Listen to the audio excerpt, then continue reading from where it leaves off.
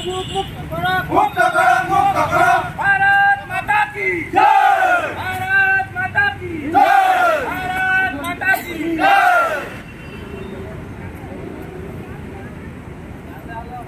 मामा जिन्नू हाय हाय हाय हाय हाय हाय, मामा जिन्नू हाय हाय हाय हाय हाय हाय, हाय हाय हाय हाय हाय।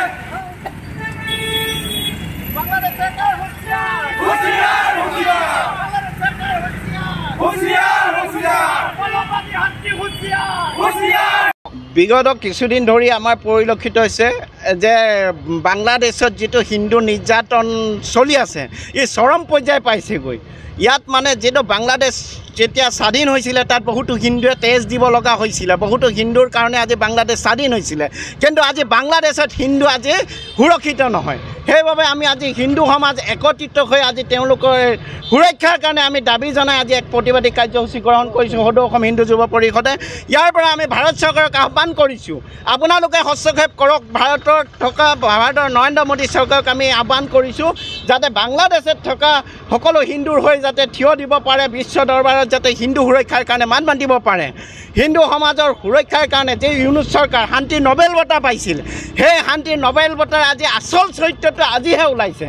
তেওঁ যে শান্তিৰ নোবেল বঁটা পাইছিলে, নোবেল বঁটা পোৱাৰ সময়ত তেওঁৰ যে শান্তিৰ কাৰণে পালে সেইটো কোনো অৰ্থ নাই। আজি তেওঁৰ চৰকাৰে শাসনত বহাৰ পিছতে তেওঁৰ মানে আচল চৰিত্ৰ যিটো অসুৰিক চৰিত্ৰ আজি প্ৰকাশ পাইছে।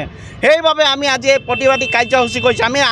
আমি বিশ্বৰ সকলো জনগণকে কওঁ যে বাংলাদেশৰ বিপক্ষে সকলোৱে থিয় হওক, বাংলাদেশক এঘৰীয়া কৰক, কাৰণ বাংলাদেশত আজিৰ ডেটত কোনো এটা সমাজ সুৰক্ষিত নহয়।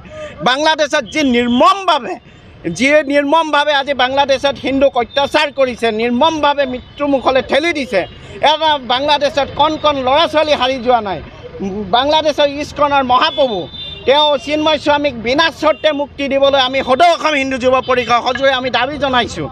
অন্যথা আমি সদৌ অসম হিন্দু যুৱ পৰিষদৰ সকলো জিলাৰ বিষয়ববীয়া গৈ কিন্তু বাংলাদেশৰ বৰ্ডাৰ ভাঙি আমি বাংলাদেশত সোমাবলৈ আমি বাধ্য হ'ম। আমি কৈছোঁ যে অতি সোনকালে চিন্ময় স্বামীক মুক্তি দিয়ক, আপোনালোকে চিন্ময় স্বামীক মুক্তি দিয়ে হিন্দুৰ সুৰক্ষাৰ বাবে নতুন আইন আপোনালোকে ব্যৱস্থা কৰক, যাতে বাংলাদেশত এজনো হিন্দু যাতে ইয়াৰ পিছত আৰু মৃত্যুমুখত পৰিব নালাগে। আৰু যদি বাংলাদেশত এজনো যদি মানুহ যদি ইয়াৰ পিছত যদি মৃত্যুমুখত পৰিব লগা হয়, সদৌ অসম হিন্দু যুৱ পৰিষদ কেতিয়াও কিন্তু হাত সাৱটি বহি নাথাকে। অসমৰ প্ৰতিজন হিন্দু সমাজক একত্ৰিত কৰি আমি বাংলাদেশলৈ আমি কোচ কৰিম আৰু বাংলাদেশত আমি প্ৰৱেশ কৰি আমি হিন্দুক আমি সুৰক্ষা দিম।